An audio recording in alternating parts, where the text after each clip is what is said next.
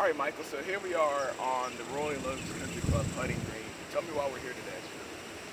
Um, Kind of been struggling lately, just consistency. I really feel pretty good about my setup and everything, but I don't know. I always just feel like I'm kind of like peaking and blocking the putt, and just don't really get a consistent roll.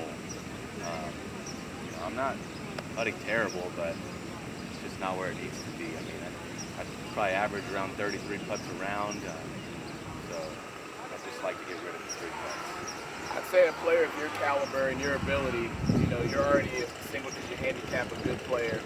I'm sure you do a lot of stuff right, but at 33 putts, you're probably not getting the most out of the round like you could. Um, what would be the most important thing that you would want to address today?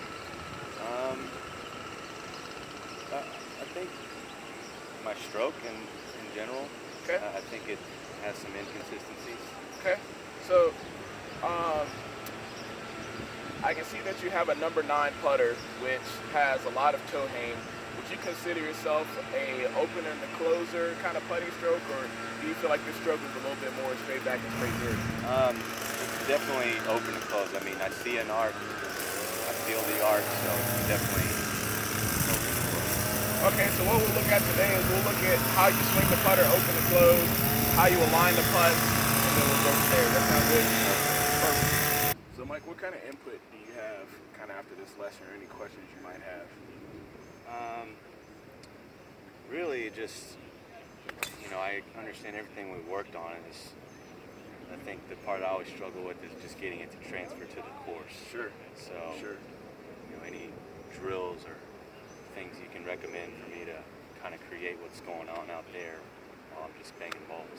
Kind of my advice would be is once you get the actual technique down, is to put yourself in those situations while you're on the range. You know, pick out a target with a certain club that may be a distance that you're really trying to focus on, and then go through your full pre-shot routine, walk into the golf shot, execute the golf shot, just like you would any course situation that you may come across.